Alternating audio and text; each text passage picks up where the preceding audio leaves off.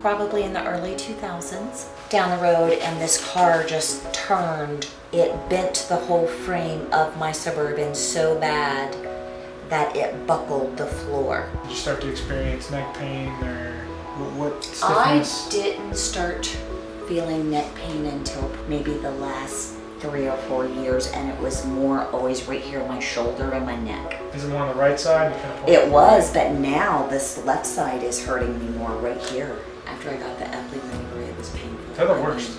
I could tell that that vertigo was gone, but there was something there, and even they noticed it in the testing that they did me. They told me that we feel like there's something else there. It's been a nightmare and it doesn't go away. And I have never had this side of my neck hurt, and it's just constant. The idea is the head is on a gyroscope. Whenever you're walking, your eyes are always staying level. Neurologically, you don't walk like this, but your inner ear balance systems are a big part of that.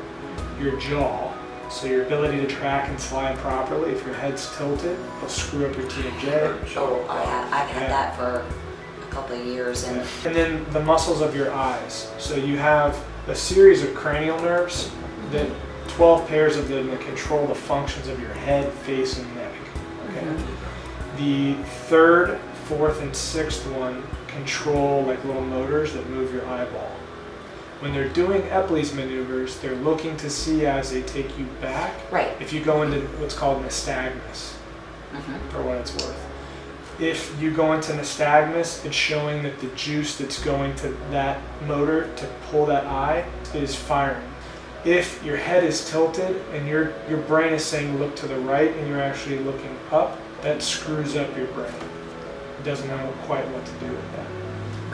So you would develop weird trigger points in your eye muscles. It gets messy. So all that to say, your body always keeps your head on a gyroscope with eyes level. It's called horizontal gaze. Not a big deal until you have some sort of trauma and the structures that hold your skull up, that marry your skull to your cervical spine, they now move into slight disrelationship with the skull, and with that comes head tilt. But your body's new baseline will be hypercontracted. It will tighten up your back and twist you up to keep the eyes level. It's your new postural baseline. So when you're getting your legs checked, it's actually an indication that your neck, the upper neck is not properly situated.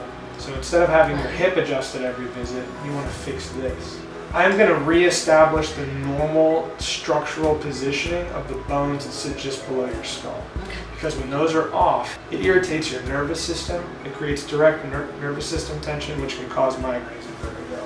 And it messes with blood flow potentially to your cranial nerves, which can affect your inner ear. It can affect your cerebellum.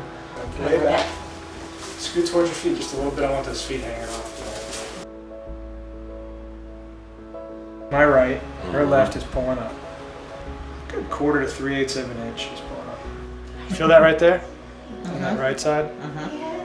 Do you see on the left side how it's soft in there? yeah. The right side has a different quality to it. That's a nerve root. That's what I was describing. That should not be there. It should feel how this side feels. Okay. Whenever the atlas, which sits right under your skull here, is not properly situated, it irritates that nerve on the right. You want to get some pictures? Sure. Cool.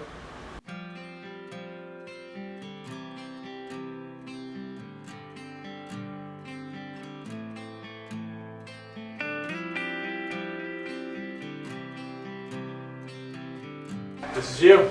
So this is a composite of information here from a few different of the views.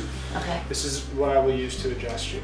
And it is the relationships bone to bone of different structures. One is how your head is positioned relative to your atlas in terms of tilt, how the cervical spine is angled relative to the atlas in terms of tilt, how the atlas is rotated, which actually comes from that picture where your chin's up. Okay. All that information is coming into the adjustment with me. So I have the right height and basically vector through space to get that to release properly.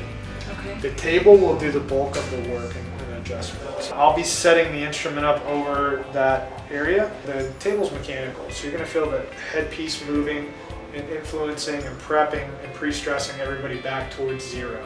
Okay. And the last thing you'll hear is a click from the instrumental, click and release. Good job. Turn that head. Feeling anything different? I feel like, I don't know, it's weird. Nothing major. It's like I feel like pulses here and there. Almost like you're hallucinating, you're not sure if it's real or not. No, just, yeah. Subtle. Yeah, Real yeah, it's subtle. like, is that, yeah. Did I just feel that? Yeah. Yeah. Very weird.